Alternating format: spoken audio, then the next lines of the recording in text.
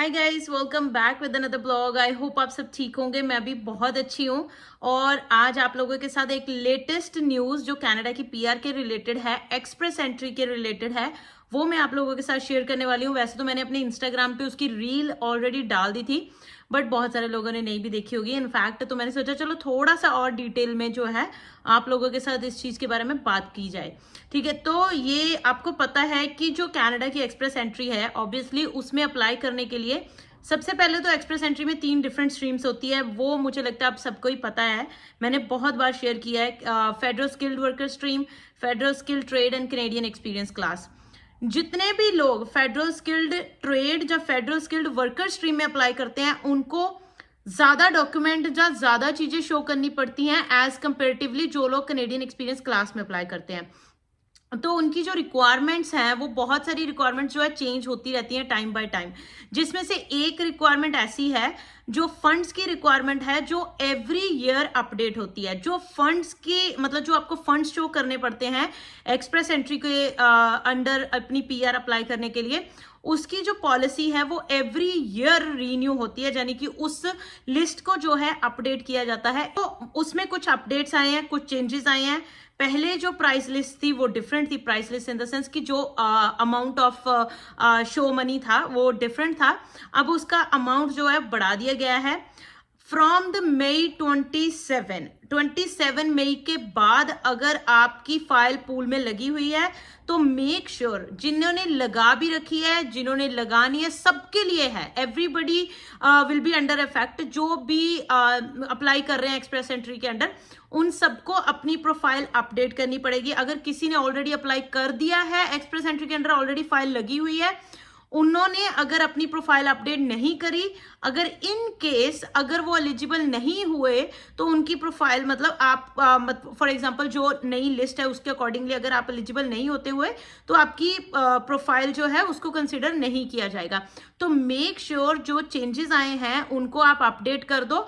वो मैं अभी आपको अपनी स्क्रीन पे जाके दिखाऊंगी कि क्या नए अपडेट आए हैं, तो आपको पता चल जाएगा कि कितने जो है फंड्स है वो आपको शो करने हैं according to the new policy starting from the 27 May, right. तो सब लोगों को मतलब क्लियर आइडिया मिल जाएगा अगर फैमिली ऑफ 2 अप्लाई कर रहे हैं सब कुछ।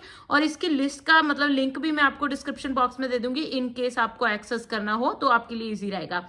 तो चलिए फटाफट से मेरी स्क्रीन की तरफ स्विच करते हैं। आपको लेटेस्ट अपडेट जो लेटेस्ट नई पॉलिसी है मतलब फंड्स की लिस्ट है वो मैं आपको दिखा देती हूँ फटाफट से।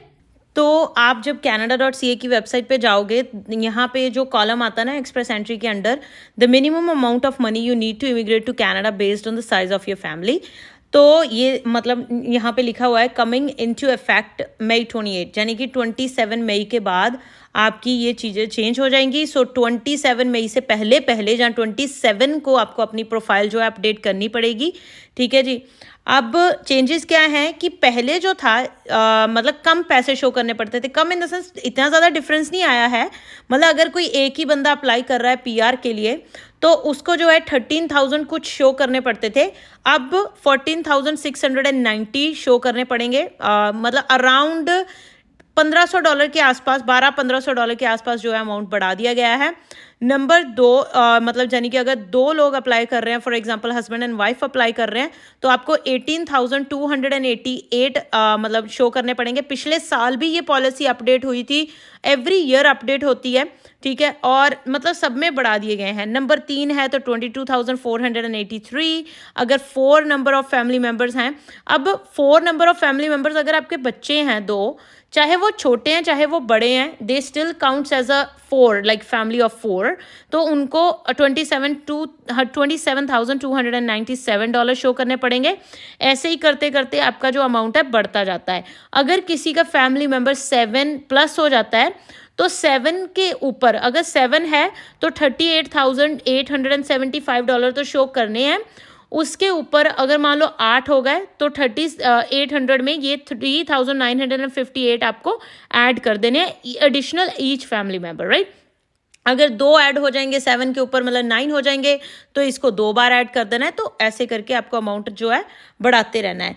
तो उसके अब यहाँ पे कंफ्यूजन ये रहती है कि जो लोग कनाडा में हैं ऑलरेडी, उनको ये पैसे शो करने की ज़रूरत नहीं पड़ती है। मतलब उन्होंने लिखा हुआ है कि if you are applying under the Canadian experience class category then you don't have to show any funds because as you are already living and working in Canada and you are paying the taxes to the government and you are already helping the economy of Canada, तो ज़्यादा आपको कुछ पैसे show करने नहीं पड़ते हैं। But मैं हमेशा सजेस्ट करती हूँ कि चाहे आपको शो करने पड़ते हैं चाहे नहीं करते, बट ऑलवेज बिकॉज आपकी जो बैंक स्टेटमेंट है वो तो जाती ही है, बैंक स्टेटमेंट तो आपको देनी ही पड़ती है।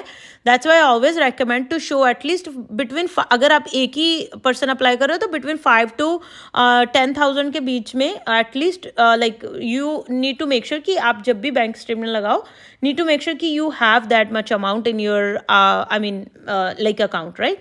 तो इतने तो शो करो कम से कम, इससे ज़्यादा नहीं अगर कर सकते तो मेक श्योर कि इतने हों, राइट। तो यही था एक जो मेजर अपडेट था, अपनी प्रोफाइल को अपडेट कर लीजिए। वैसे भी जिन्होंने प्रोफाइल, बहुत सारे ऐसे स्टूडेंट्स हैं जो प्रोफाइल बनाते ही नहीं है, उनका मतलब कब से एक्सपीरियंस कंप्लीट हो चुका होता है but they don't create express entry profile. वो सोचते हैं कि हमारे तो पॉइंट ही नहीं बन रहे। भाई चाहे पॉइंट बन रहे हैं चाहे नहीं बन रहे हैं, मेक श्योर जब आपका एक्सपीरियंस कंप्लीट हो जाता है 1 साल का, चाहे आपके 250-300 पॉइंट ही क्यों ना बन रहे हो, make sure you create your express entry profile अगर आप एलिजिबल हो रहे हो तो, right.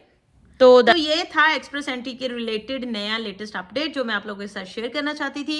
That's all for today. Thank you so much guys for watching this video. ऐसी ही छोटी छोटी वीडियो के थ्रू मैं आपको लेटेस्ट अपडेट देती रहती हूँ, तो हमारे चैनल को सब्सक्राइब जरूर कर लीजिएगा और वीडियो को लाइक एंड शेयर जरूर कर देना। बाय बाय, टेक केयर, मिलते हैं अगले ब्लॉग में अगली वीडियो के साथ। Bye bye.